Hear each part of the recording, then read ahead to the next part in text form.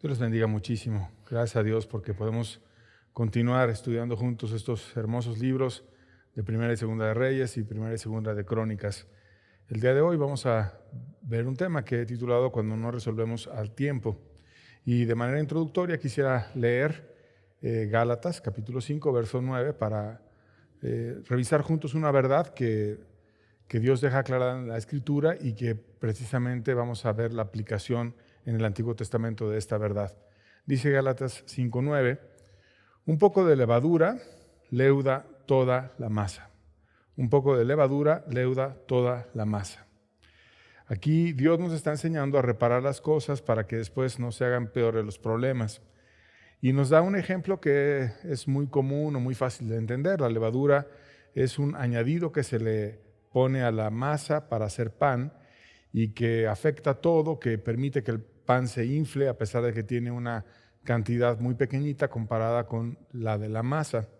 La masa es aquello que da forma al pan y que lo puedes utilizar para generar en sí el alimento en el horno. De tal manera que cuando tienes la levadura, tienes la masa, tienes un horno y un ingrediente muy importante que es tiempo. Permites que la levadura entonces empiece a trabajar en la masa y con el tiempo va haciendo un proceso de fermentación y se va creciendo y formando el pan. De tal manera que un poquito de levadura afecta a la masa y podemos ver cómo el pan se infla y cómo pueda quedar listo después para comer. Esto es una verdad espiritual extrapolando la comparación física del pan, que es muy útil para todos, a una situación espiritual de cuando descuidamos o permitimos que una cosa que aparentemente parece pequeña se quede en nosotros y no la atendemos y le damos suficiente tiempo, viene a hacerse algo que después infla toda la vida de la persona, envaneciéndola, destruyéndola y después no solamente de la persona, sino también puede, en este caso, afectar a un gobierno o a una nación entera, como le ocurrió a Israel. Y vamos a ver exactamente cómo el no atender la levadura y cortarla y limpiarla vino a afectar grandemente a todo el gobierno y estuvo a punto de generar un problema muy grave en toda la nación. Así que después de esta introducción, vamos a iniciar la historia y antes vamos a pedirle a Dios su bendición. Padre, gracias porque tú nos enseñas verdades importantes, Señor. Instrúyenos de las situaciones espirituales, que podamos estar apercibidos, Señor, que podamos entender lo que tú nos quieres enseñar el día de hoy, Señor, que comprendamos la aplicación de esta verdad espiritual en la historia de los reyes, Señor, y sobre todo nuestra vida, Señor. En el nombre de tu Hijo amado te lo pedimos. Amén. Bueno, quisiera empezar explicando que las divisiones en la familia real que no fueron atendidas a tiempo vinieron a generar precisamente un efecto como el de la levadura que leuda la masa y que eso iba a afectar a toda la nación. Primera de Reyes, capítulo 1, versos 7 y 8, empezamos en la historia, dice: y se había puesto de acuerdo con Joab, hijo de Sarvia, y con el sacerdote Abiatar, los cuales ayudaban a Adonías. Pero el sacerdote Sadoc y Benaía, hijo de Joiada, y el profeta Natán, Simeí, rey, y todos los grandes de David, no seguían a Adonías. Y aquí vamos a empezar a ver una trama de enramados y de cuestiones ahí de grupos de poder que se generaron cuando estaba la transición entre el reinado de David y de Salomón, que por poco Salomón dejó de ser rey. Pero había dos grupos claros y vamos a estar aprendiendo de todas las intrigas y los problemas y las dificultades que se dieron entre esos dos grupos precisamente por la lucha del poder. Y bueno, hemos aprendido que David tuvo una característica de ser un padre consentidor que solapaba lo que sus hijos querían hacer y que no los entristecía cuando ellos hacían alguna situación mala, dice un pasaje, sino que finalmente los dejaba hacer lo que ellos quisieran y esa levadura que fue formando en sus hijos después se fue haciendo grande y vino a generar un problema muy grande. Y aquí el pasaje que leímos juntos, nos habla de dos grupos. El primer grupo hablaba de Joab. Joab era el general del ejército. Y hemos estudiado de él, que era uno de los hijos de Sarvia, y que estaba obsesionado con no dejar de ser el general, que le gustaba mucho el poder, que quería ser el principal general y que no quería nunca jamás dejar el poder que ya tenía como una autoridad muy grande, siendo, por así decirlo, en el equivalente actual, el secretario de Defensa de lo que sería nuestro gobierno, pero durante muchos años. No lo cambiaba como ocurre el día de hoy, cada 6 años, sino que durante muchos años él tuvo ese poder y estaba aferrado a no dejarlo. El segundo personaje dentro de ese grupo es Abiatar, que él fue durante un periodo amplio sumo sacerdote de la nación, lo cual es algo relevante, algo importante. No era solamente un sacerdote, sino era el sumo sacerdote, alguien que tenía un peso desde el punto de vista religioso muy relevante y era un reflejo de muchas cosas. Y después estaba Adonías, que era un hijo de David, que además era mayor que Salomón, y se pudiera interpretar, de acuerdo a la costumbre de la época, que el hijo mayor debe de heredar el reino en primer grado antes que los hijos menores. Y él representaba la parte política. De tal manera que con estos tres personajes, el ejército con Joab, la religión con Abiatar y la parte del poder político con Adonías, estaban unidos. Y ellos querían el poder del reino. Y había un segundo grupo. El segundo grupo era Sadoc, que era un sacerdote, no era un sumo sacerdote, sino era un sacerdote. Benaía, que era uno de los valientes y el guardia personal de David. No era el general supremo, pero era el guardia personal de David. Y otros, y menciona algunos, como Natán el profeta, que algunos piensan que fue una especie de mentor para Salomón, y otros grandes, muchos de ellos pertenecientes al ejército, donde vemos que el ejército estaba fraccionado porque había valientes y hombres diestros que estaban con Salomón y con David, y otros que estaban ya generando un grupo de poder que querían verdaderamente tomar el poder político del país. El grupo negativo tomó por sí mismo el poder sin la guía de Dios, o sea, dieron un paso osado y se hicieron del poder sin consultar a David. Primera de Reyes, capítulo 1, versos 9 al 10, lo leemos juntos, dice: y matando a Adonías ovejas y vacas y animales gordos, junto a la peña de Zoelet, la cual está cerca de la fuente de Rogel, convidó a todos sus hermanos, los hijos del rey, y a todos los varones de Judá, siervos del rey, pero no convidó al profeta Natán, ni a Benaía, ni a los grandes, ni a Salomón su hermano. Y aquí vemos cómo dice la Escritura que los hijos de este mundo son más sagaces que los hijos de luz en el trato con sus semejantes. Ellos fueron osados, fueron sagaces, fueron y pusieron a Adonías y lo convocaron como rey, hicieron un evento en un lugar especial, invitaron a todos los hijos del rey, a sus hermanos, excepto a uno, a Salomón, y le empezaron a dar mucha fuerza a esa manera carnal de asumir el reino. Empezaron a unirse entre ellos para tomar el control de la nación. Ya David estaba envejecido, estaba debilitado, estaba en cama, estaba en una situación ya de mucho cuidado, y simplemente ellos empezaron y pusieron al hijo que les convenía políticamente, que era Adonías, para empezar a gobernar en la carne. Y en esta situación, David tomó fuerzas de su enfermedad, salió de su reposo, se levantó de la cama y públicamente explicó que a quien Dios había escogido era Salomón. Y era realmente el único que podía poner contrapeso ante una situación tan riesgosa, porque ya estaba el sumo sacerdote, el sacerdote más importante, el general más importante, el hijo mayor de David, y todos estaban confabulados para tomar el poder en la carne. Y entonces el rey, que ya estaba debilitado, estaba en cama, estaba postrado, era el único que podía hacer un contrapeso. Así que David se levantó y tomó fuerza de la enfermedad y públicamente dijo que aquel a quien Dios había escogido era Salomón. Primera de Crónicas, capítulo 28, versos 4 al 6, lo leemos juntos. Dice: pero Jehová, el Dios de Israel, me eligió de toda la casa de mi padre para que perpetuamente fuese rey sobre Israel, porque a Judá escogió por caudillo, y de la casa de Judá a la familia de mi padre, y de entre los hijos de mi padre se agradó de mí para ponerme por rey sobre todo Israel. Y de entre todos mis hijos, porque Jehová me ha dado muchos hijos, eligió a mi hijo Salomón para que se siente en el reino de Jehová sobre Israel. Y me ha dicho: Salomón tu hijo, él edificará mi casa y mis atrios, porque a este escogido por hijo, y yo le seré a él por padre. Así que dejó David claro: miren, La elección de mi persona no fui yo el que me elegí a mí mismo ni el que me puse en la carne. Fue Dios el que me eligió. Y es notorio que cuando David entró en la cena nacional, cuando todos los hombres estaban acobardados y él vino y venció a Goliat siendo un muchacho, Dios estuvo con él y vino un brillo y una gracia y una gloria que empezó a cambiar y a transformar el corazón acobardado de la nación y a generar un cambio total, un avivamiento y una restauración.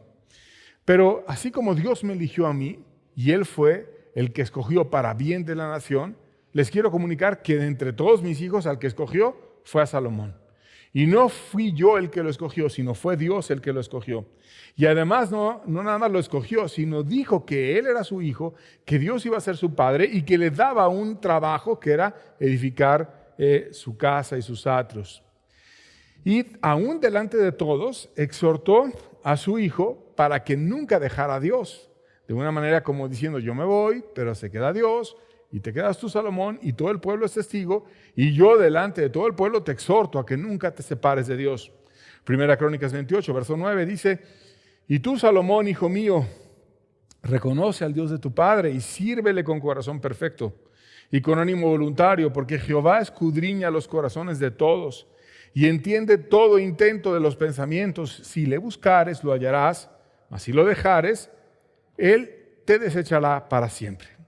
Este es un pasaje interesante. Es un pasaje interesante especialmente para aquellos que dicen, no, una vez salvo, siempre salvo. Porque aquí David estaba diciéndole a su hijo que él debía de guardar su corazón perfecto, recto, que debía tener ánimo voluntario. Esto es que siempre estuviera deseoso de amar a Dios. Porque Dios en todo momento está escudriñando los corazones de todos. Y no solamente los corazones, las inclinaciones que tienen las personas, sino los pensamientos. ¿Por qué piensa eso?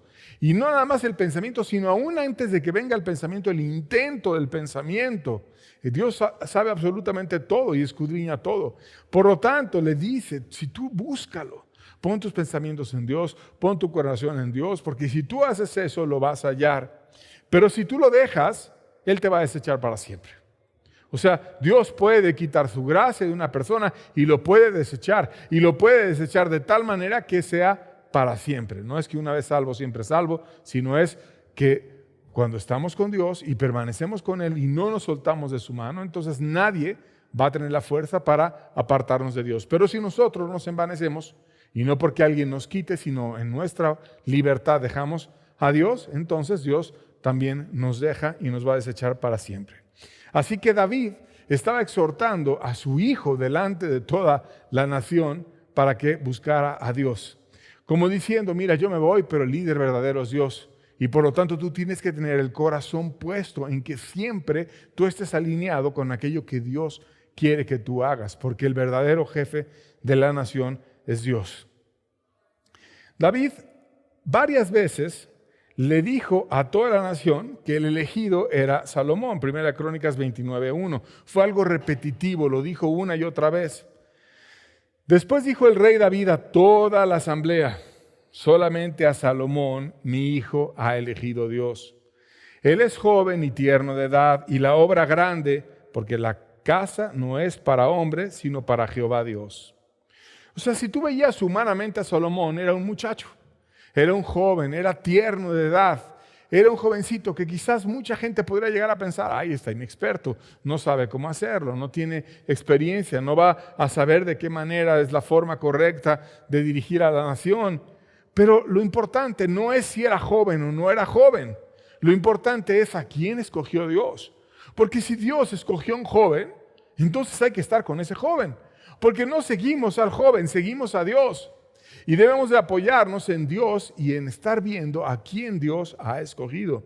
Por lo tanto, David le decía, aunque sea tierno de edad, Dios lo escogió a él y a él le va a dar la gracia. Porque cuando alguien se pone en la carne y quiere el poder porque le gusta, se nota después que no tiene gracia y todo se empieza a caer en pedazos. Pero cuando Dios levanta a alguien, le da la gracia, le da la sabiduría y le permite seguir adelante y construir y edificar aquello que Dios ama mucho, que es su pueblo. Además, David motivó el trabajo de equipo entre el pueblo con su nuevo líder en la obra que Dios le había encargado al líder para que el pueblo junto con él la hiciera. Primera de Crónicas 29, versos 8 al 10, dice: y todo el que tenía piedras preciosas las dio para el tesoro de la casa de Jehová, en mano de Jehiel Gersonita, y se alegró el pueblo de haber contribuido voluntariamente, porque de todo corazón ofrecieron a Jehová voluntariamente.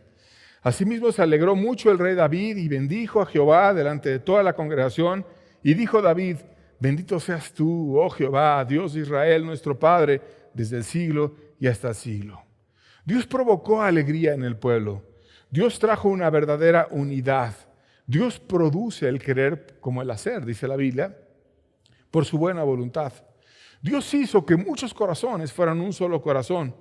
Y Dios los bendijo y los ayudó, de tal manera que de manera voluntaria, generosa, no era algo pesado. Ellos iban y ofrendaban y daban de lo suyo para hacer esa grande obra. Daban joyas, daban oro, daban lo que ellos poseían para ir y edificar algo muy importante, que era un lugar sagrado que Dios iba a levantar en este mundo como un testimonio para el mundo entero, y necesitaba tener una gloria muy grande, lo mejor posible, humanamente hablando, para que Dios viera el corazón vuelto a darle el mejor lugar posible a Él, y entonces Él se agradara y viniera y bendijese a Israel.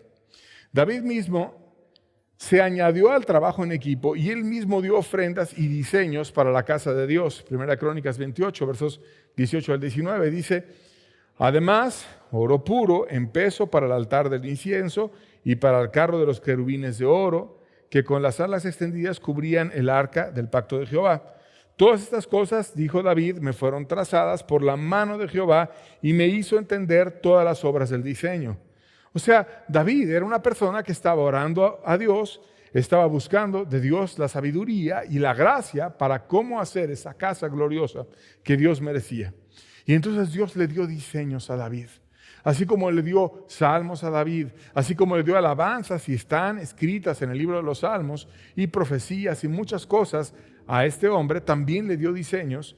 Y empezó a hacer bocetos, y Dios lo inspiró. Y decía David: no era mi mano, era la mano de Dios, porque Él fue el que me explicó cómo quería que fuera ese templo. Y entonces empezó a dejarle sus diseños a su hijo, porque a su hijo era a quien Dios había escogido para que él levantara el lugar. Porque no es quien se quiera poner, sino es a quien Dios quiera poner. David en ese momento tenía mucha fuerza, era el rey, tenía dinero, tenía poder, tenía valientes, pero como Dios no le dijo que lo hiciera, entonces lo único que yo voy a hacer es preparar las cosas para que aquel a quien Dios ha escogido, que es mi hijo Salomón, él lo haga. Y yo me voy a añadir con él, le voy a pasar los diseños, le voy a pasar el tesoro, le voy a pasar todo lo que Dios me ha dado para que él venga y haga esa obra. Qué importante es que nosotros estemos atentos a la voz de Dios y nos añadamos a los planes tal como Dios los quiere hacer en una persona, en un grupo, como Él lo desee. Incluso lo invistió por segunda vez como rey, que es una forma de confirmar todo. Primera de Crónicas 29, versos 22 al 23, dice: y comieron y bebieron delante de Jehová aquel día con gran gozo, y dieron por segunda vez la investidura del reino a Salomón, hijo de David. Y ante Jehová le ungieron por príncipe y a Sadoc por sacerdote, y se sentó Salomón por rey en el trono de Jehová, en el lugar de David su padre, y fue prosperado, y le obedeció todo Israel. Entonces empezó él a ser rey, y lo hicieron 2 veces rey, lo ungieron por segunda vez. Y esto es importante porque, por ejemplo, cuando Faraón tuvo un sueño y después otro sueño, y los 2 sueños hablaban proféticamente de lo que iba a pasar, y vino José, a quien Dios usó para interpretarle su sueño, le dijo a Faraón: como lo ha soñado 2 veces, quiere decir que la cosa es segura. Y le dio la interpretación a Faraón de lo que iba a venir. Y Dios le dio doble el sueño a Faraón, y Dios inspiró confianza en Faraón, en ese jovencito también, que era José, para que él entendiera lo que iba a venir al futuro. Y luego ese joven le dio un consejo sobre cómo salvar al reino. Pero era doble, una confirmación doble. Así que David le dio una confirmación doble a Salomón, como diciendo que no haya duda, al que Dios eligió y solamente él escogió es a mi hijo Salomón. Y lo hizo varias veces y delante de Dios, lo ungieron delante de Dios. Y cuando lo hacen delante de Dios y Dios estaba dando el amén, esto es, Dios dice, sí, estoy de acuerdo, yo lo elegí, yo lo voy a bendecir, yo fui el que provoqué esta situación y no es a David que se le ocurrió o que le cae mejor Salomón que Adonías, sino es finalmente el que eligió esto, fue Dios y por lo tanto hay que respetarlo. Por lo tanto hubo prosperidad, hubo bendición. Ahora vamos a ver qué pasó entonces con el grupo negativo, el que primero se puso en el poder, en la carne, cuando vio que el grupo al cual Dios había escogido empezó a caminar de una manera prudente y siguiendo al rey. Y vamos a ver qué fue lo que pasó. Parecía que habían cambiado. Adonías, que el falso rey, pidió misericordia y después de su acto de rebelión, que es ponerte como rey en la carne, porque si Dios no te pone, ¿para qué vas tú y te pones? Tomó una actitud religiosa donde parecía que había un cambio en él, parecía por fuera. En Primera Reyes, capítulo 1, versos 50 al 53, dice, mas Adonías, temiendo de la presencia de Salomón, se levantó y se fue, y se asió de los cuernos del altar. Y se lo hicieron saber a Salomón, diciendo, he aquí que Adonías tiene miedo del rey Salomón, pues se ha asido de los cuernos del altar, diciendo, júreme hoy el rey Salomón que no matará a espada a su siervo. Y Salomón dijo, si fuere hombre de bien, ni uno de sus cabellos caerá a tierra, mas si se hallare mal en él morirá. Y envió el rey Salomón y lo trajeron del altar, y él vino y se inclinó ante el rey Salomón, y Salomón le dijo, vete a tu casa. Ahora ya el poder no estaba en David, ahora el poder estaba en Salomón. Por lo tanto, el falso rey fue y se postró, se humilló y pidió misericordia, que era una actitud religiosa de rogarle a Dios en un altar que tuviera misericordia y mostrarle a los hombres que estabas postrado ante Dios para generar una solicitud de gracia al cielo y que en la tierra también tuvieran una extensión de esa gracia. Y entonces estaba ahí rogando misericordia y se humilla con el rey Salomón y le dice, si tú haces mal, te va a ir mal, pero si tú haces bien, ninguno de tus cabellos le vamos a hacer absolutamente nada. Como diciendo, no es que tú me pidas a mí, sino es que tú te comportes de una manera adecuada, que no generes que el juicio venga sobre ti. Porque muchas veces las personas cuando hacen algo mal y después viene un castigo, dicen, ay, qué malo el que castigó. Pero no se trata del que castigó, si el castigo fue justo, sino se trata de si tú te lo ganaste o no, porque si tú hiciste cosas malas que te estaban llevando hacia ese castigo, pues entonces el que se metió en el problema fuiste tú. Y eso es lo que le dijo Salomón, tú haces el bien y no le va a pasar ni a un cabello de tu cabeza nada, pero si tú haces mal, no te va a ir del todo bien. Y lo mandó a su casa con esa advertencia. Después vino ya la situación de la muerte de David y un poquito antes de morir, David bendijo a Salomón. Y vamos a ver la bendición que le dio a Salomón su hijo. Primera de Reyes, capítulo 2, versos 3 y 4, dice, guarda los preceptos de Jehová tu Dios, andando en sus caminos y observando sus estatutos y mandamientos, sus decretos y sus testimonios, de la manera que está escrito en la ley de Moisés, para que prosperes en todo lo que hagas y en todo aquello que emprendas, para que confirme Jehová la palabra que me habló, diciendo, si tus hijos guardaren mi camino, andando delante de mí con verdad, de todo su corazón y de toda su alma, jamás, dice, faltará a ti varón en el trono de Israel. Aquí estaban diciendo unas buenas palabras y algunos consejos finales. Le estaba diciendo David, camina en los caminos de Dios y no camines en los tuyos. Permanece en los caminos de Dios. Busca la bendición de Dios, que sea tu corazón para Él y de esa manera vas a tener seguridad, porque la verdadera seguridad es que tú estés con Dios. Si tú dejas a Dios, no vas a tener seguridad y te vas a caer. También le aconsejó sobre Joab, Primera Reyes, capítulo 2, versos 5 al 6 y verso 10, dice, ya sabes tú lo que me ha hecho Joab, hijo de Sarvia, lo que hizo a 2 generales del ejército de Israel, a Abner, hijo de Ner, y a Amasa, hijo de Jeter, los cuales él mató, derramando en tiempo de paz la sangre de guerra, y poniendo sangre de guerra en el talabarte que tenía sobre sus lomos, y en los zapatos que tenía en sus pies. Tú pues harás conforme a tu sabiduría, y no dejarás descender sus canas al Seol en paz. Verso 10, y durmió David con sus padres y fue sepultado en su ciudad. Los últimos consejos de un padre para su hijo. Y uno de sus últimos consejos fue, agárrate de Dios, no lo dejes, si lo dejas y te sueltas, te vas a perder.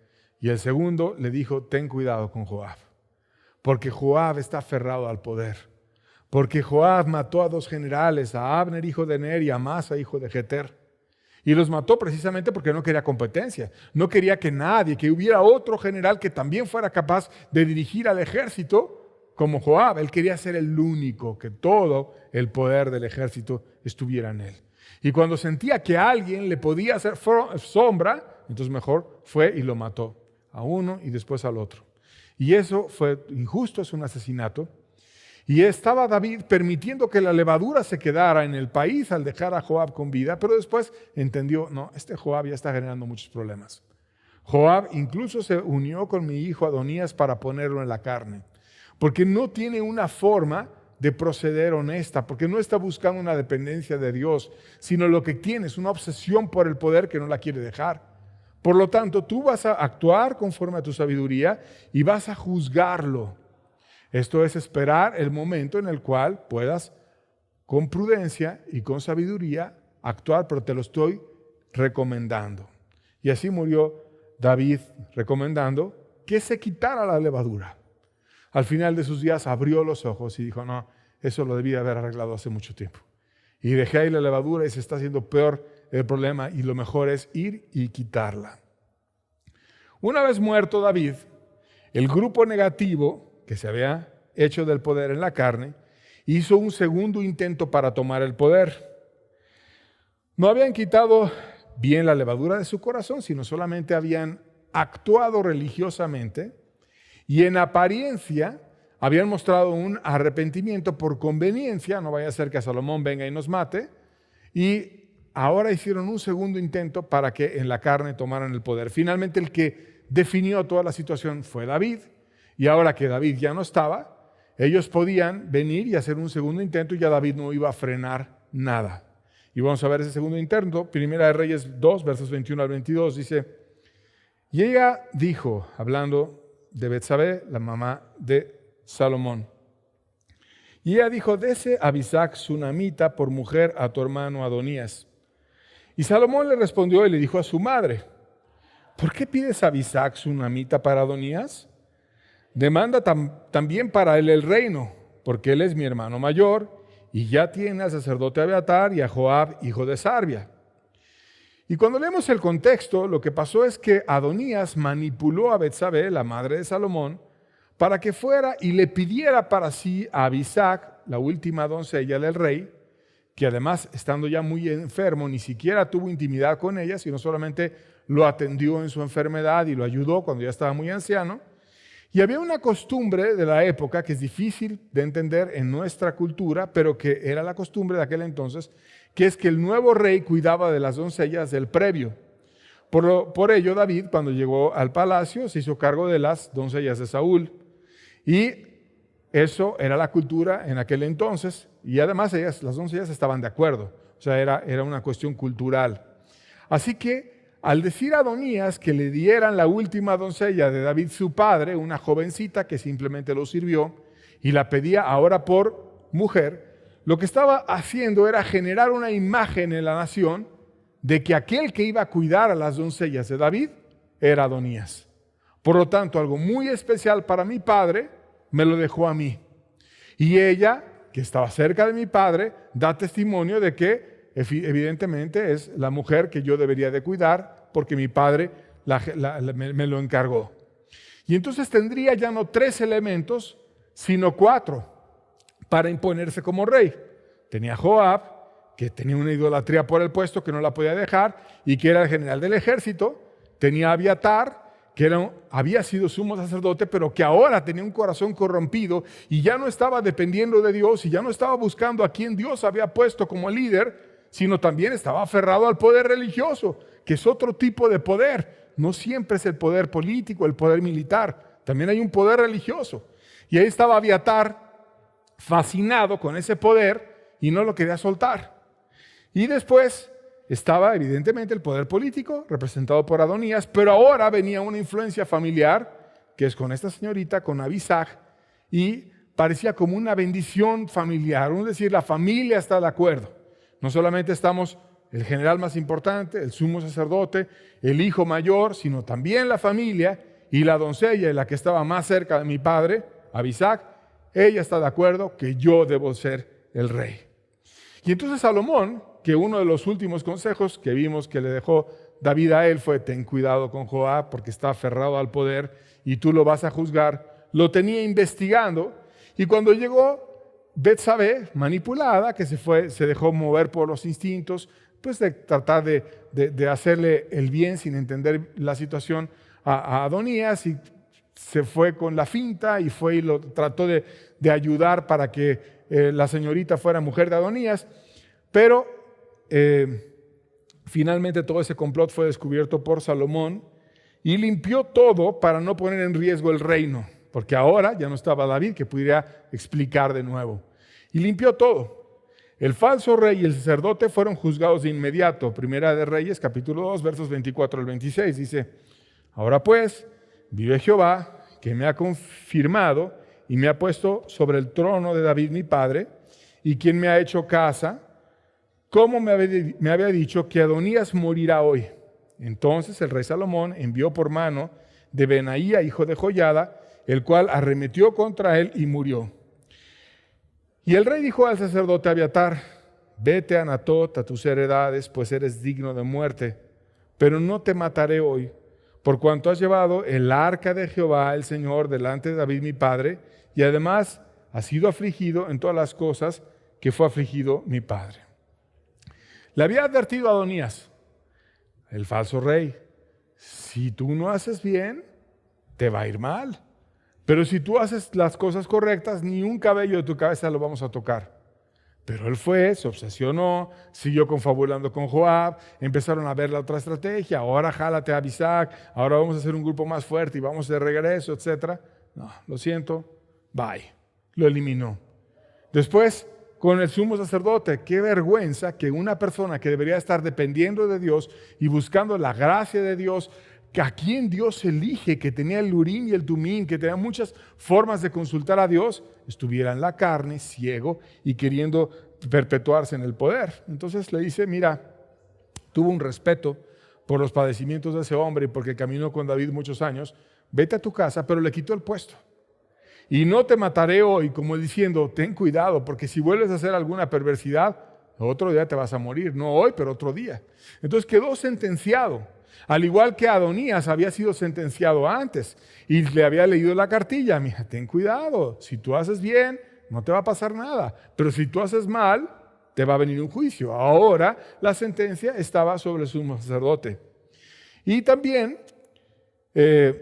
Joab, que era el tercero en ese grupo, sintió entonces: ya murió Adonías, ya quitaron al sumo sacerdote, ya no tiene toda la vestimenta sacerdotal y toda esa situación, ya no está en el templo, ya se regresó a su tierra a cuidar su ganado, a trabajar como cualquier ser convencional sin ser sumo sacerdote. Entonces ahora Joab se quedó solo.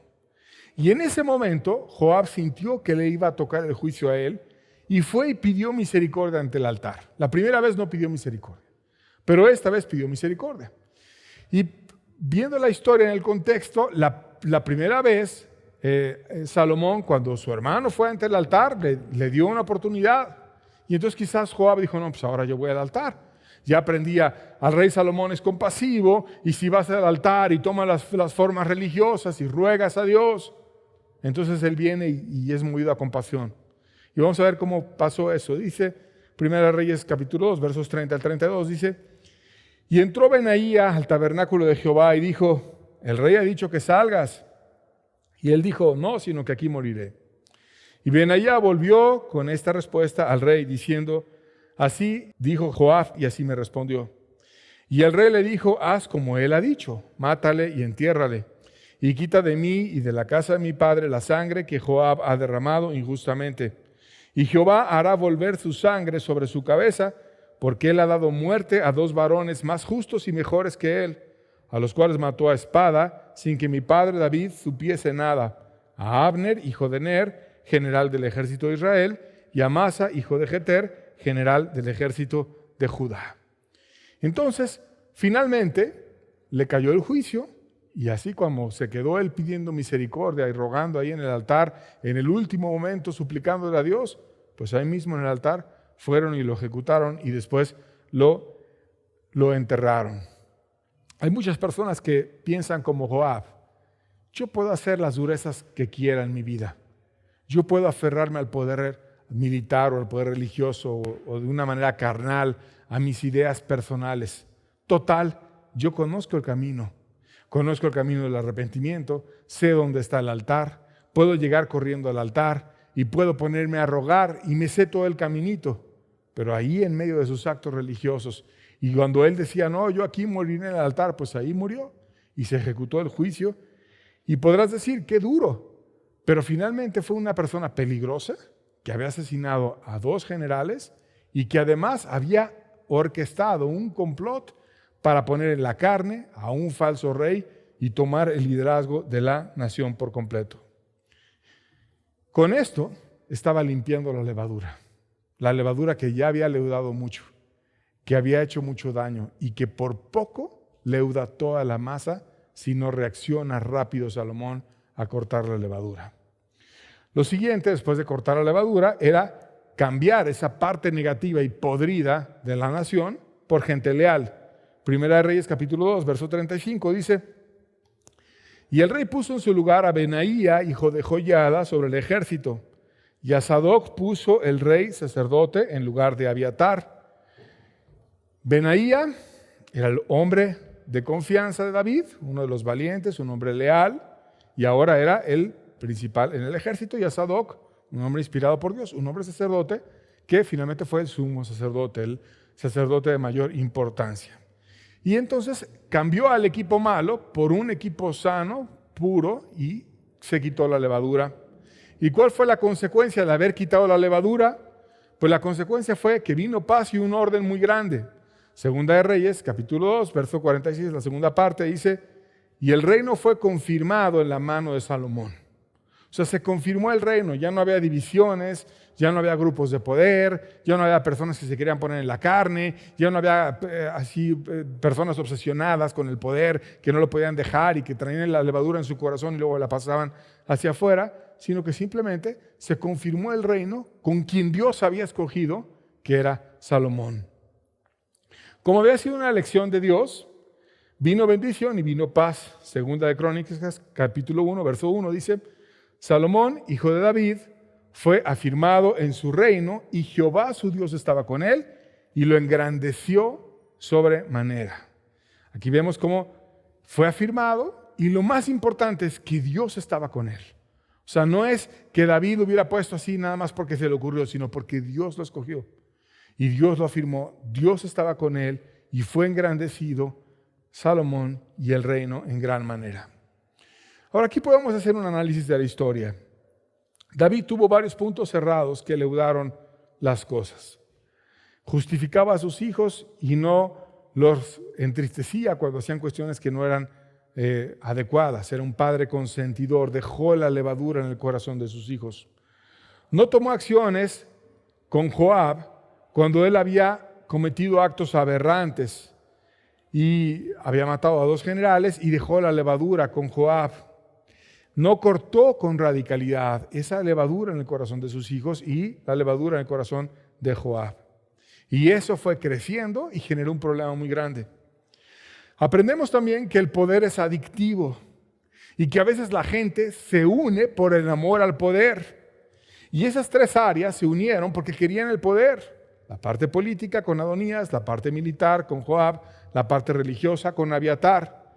Y como es adictivo, aunque pongan en riesgo su vida, no les importa porque están ahí no teniendo otro concepto de vida más que el tener el poder. Sienten que si pierden ese poder se les cae el mundo. Ya no es que tengan una fuerza en sí mismos porque Dios los perdonó, porque Dios los ama, porque están hechos a semejanza de Dios, porque tienen comunión con Dios. No, la comunión con Dios es algo que no les importa, ni la valoran, ni la buscan. Lo que ellos quieren es el poder y llenan su corazón de poder. Y entonces si les quitan el poder, se les cae el mundo y hacen lo que sea para tener ese poder. Por eso lo intentaron una vez, el venir y el ser el rey en la carne, y perdieron porque David se levantó y echó todo su movimiento al piso. Pero después, ya que no estaba David, fueron y lo intentaron una segunda vez y ahí perdieron la vida. Es adictivo el poder. Ve a una persona que no califica para el poder, pero que está obsesionada y que no lo quiere dejar y hace cuanta explicación puede para tratar de argumentar. ¿Por qué? Porque es adictivo, porque está ya aferrada y porque no quiere soltar ese poder. Cuando se arreglan las cosas en apariencia, como ellos lo arreglaron en apariencia, bien pronto se cae todo. Porque ahí estaba el falso rey Adonías en el altar rogando misericordia y le dieron una oportunidad, le dijeron vete a tu casa, quédate tranquilo, no hagas el mal y no te va a pasar nada. Pero era un arreglo superficial, algo en apariencia. Y al rato que ya no estaba David, al rato que cambió el escenario, viene otra vez, regresa y lo quiere tomar de nuevo porque está obsesionado dentro de sí mismo con el pecado. Jesucristo habló de este principio con toda claridad. Mateo 9, verso 16 dice: nadie pone remiendo de paño nuevo en vestido viejo, porque tal remiendo tira el vestido y se hace peor la rotura. Imagínate un sastre. Nadie toma un vestido nuevo, caro, que lo acabas de sacar ahí de una boutique y que es de una firma importante, y toma el vestido nuevo y le corta un pedazo a ese vestido y echa a perder, por cierto, el vestido nuevo porque ya no sirve para nada si está todo cortado. Y ese pedazo va y se lo pone un vestido viejo que ya son puros harapos, que no sirve. Porque cuando lo tratas de coser no embona, una parte está desgastada, la otra está nueva y no se ve bien, se ve más bien como ridículo. Y echas a perder el nuevo que tú cortaste y echas a perder el viejo porque se ve mal y porque además si lo jalas, una tela aguanta, otra no aguanta y se hace una rotura muy mala. Ningún sastre en el mundo toma pedazos de un vestido nuevo y los pone en un vestido viejo. ¿Y por qué Dios nos está diciendo eso? Porque cuando Dios trae la salvación a los seres humanos, en ocasiones se menciona como que Él nos da vestiduras nuevas. A una iglesia que necesitaba ser restaurada, dice: compra de mí oro refinado en fuego y vestiduras blancas para vestirte. O sea, Dios viene y viste a la persona, la cambia por completo. El reflejo de la persona hacia afuera es diferente porque Dios la cambia por completo.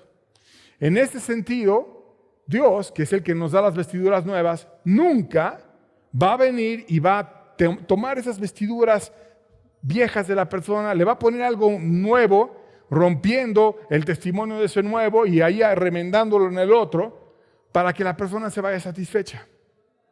Porque mucha gente, en vez de consagrarse a Dios y rendirse bien, llega y le dice: no, Señor, sí, practico el adulterio, practico esto, practico lo otro, pero poco a poco, Señor, y tú me entiendes, y empiezan a fabricarse un Dios a su manera. Y Dios nunca hace eso. Dios lo que hace es quitarle la ropa por completo, dejarlo desnudo y ponerle una ropa nueva, totalmente brillante, limpia, resplandeciente. Pero Él nunca remienda una vida que está no convicta, que está no arrepentida, que está como queriendo el pecado y queriendo a Dios. Nunca hace eso. Dios no hace mezclas, un vestido nuevo con un vestido viejo. No hace mezclas. Adonías lo trató de hacer, pero no le salió, porque después hizo peor la rotura. Estaba queriendo cambiar en la carne, queriendo fingir ahí, diciendo: no, sí, ya, perdón, no sé qué, y va y le pide al rey Salomón el perdón. Pero después, como no fue Dios el que hizo ese cambio, sino nada más fue algo que hizo Adonías en la carne, el fingir un arrepentimiento para que no lo fueran a matar, se hizo peor la rotura, regresó lo que había en el corazón, la levadura que no estaba arreglada, regresó y salió y otra vez ahora aferrado porque quería ya no con 3 formas, sino con 4, tomar el poder. Porque el pecado, el que te puede librar del pecado es Dios. Y cuando te libra es porque tú estás humilde y porque estás aborreciendo ese pecado y porque te quieres verdaderamente cambiar todo tu ser. Y estos principios que hemos aprendido hoy aplican para todo. Aplican para países, como le pasó a Israel, aplican para familias y aplican para personas. ¿Y qué podemos aprender? Que cuando el problema se hace grande, porque dejas ahí un problemita y eres decidioso y todo lo alargas y no lo quieres atender, y un poco de levadura leuda toda la masa y se va haciendo grande, grande, grande y grande, y al rato no lo puedes parar. Y vienen divisiones, vienen problemas, vienen desconfianzas, vienen frustraciones y se hace peor. Es como cuando cae una piedra en una montaña llena de nieve y empieza una ruedita de 2-3 centímetros y después va bajando, bajando, bajando, bajando. Y se hace una avalancha enorme y todo lo destruye. El pecado se hace grande. Viene la hipocresía, vienen otras cosas, destruye a la persona y esa persona destruye a otras. ¿Cómo arreglarlo? No poniendo un remedio de un vestido nuevo en un vestido viejo. No dejando la levadura que crezca. Entonces, ¿cómo se arregla? Isaías 55, versos 6 y 7 y verso 11 lo leemos juntos. Dice la Biblia: buscad a Jehová mientras pueda ser hallado. Llamadle en tanto está cercano.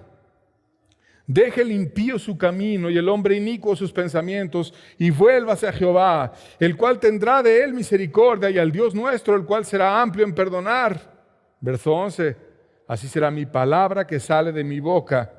No volverá a mí vacía, sino que hará lo que yo quiero y será prosperada en aquello para lo cual la envié. O sea, se arregla siendo diligentes.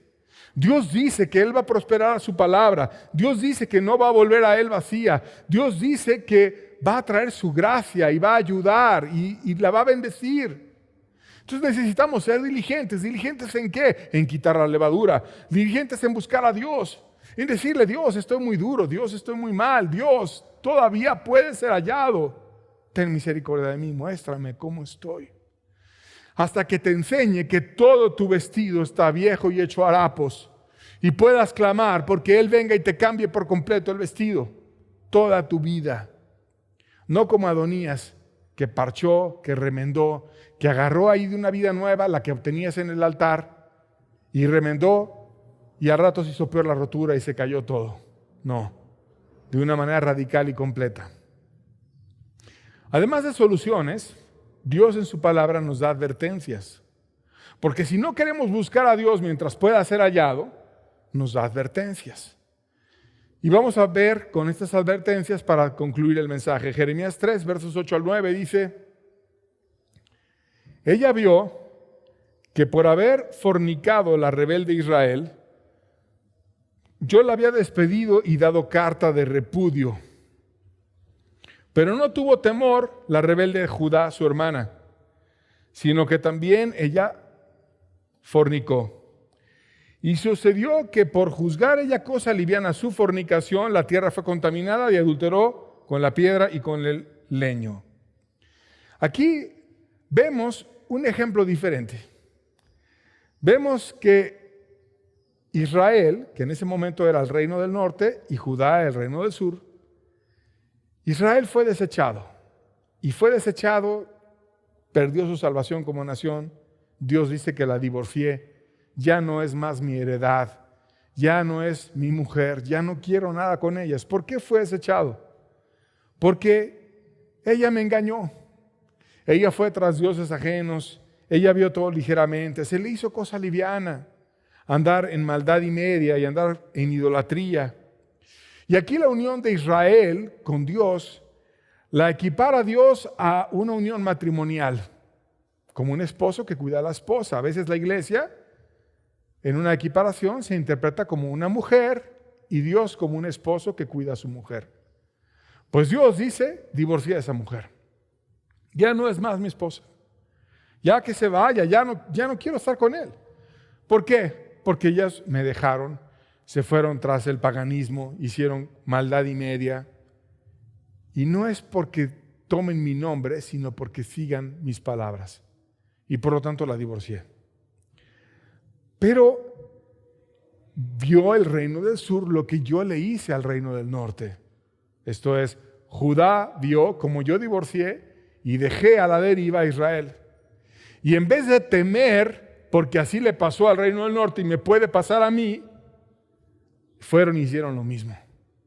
Adulteraron con la piedra y con el leño.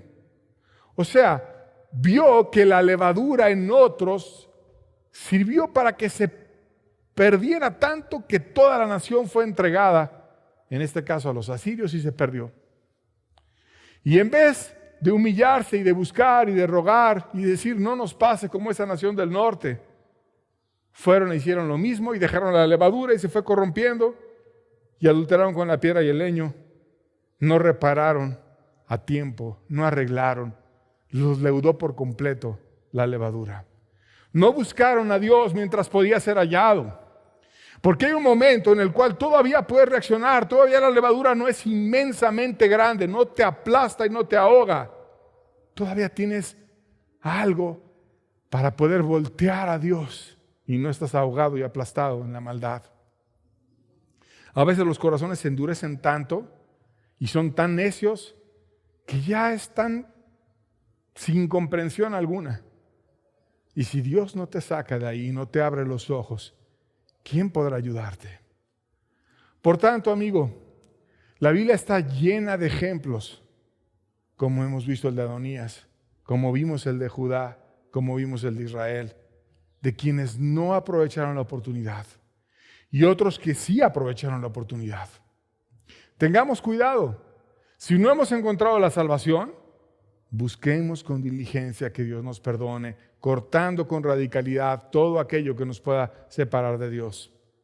Si estás a cargo de un grupo que ves que está todo leudado o te preocupa algún lugar que está todo leudado, identifica la levadura y acaba con ella antes de que eche a perder todo el lugar. Y sé radical como Salomón fue radical. Aunque fuera su hermano, el falso rey, no importa. Pero acabó con Adonías y solo así pudo salvar a la nación. Porque lo importante es lo que Dios quiere y no lo que la gente ciega se pone en la carne a tratarse de aferrar a un poder que Dios no les dio. Ve, quita la levadura, actúa con radicalidad y Dios te va a bendecir y te va a traer paz y te va a traer ayuda en tu vida personal, en tu grupo, en donde quiera que estés. No lo hagas y se va a hacer peor la levadura y al rato va a ser un problema incontrolable y no va a tener solución. Hoy tienes luz, pon manos a la obra antes de que se eche a perder todo. Dios te bendiga, estamos despedidos, que tengas buena tarde.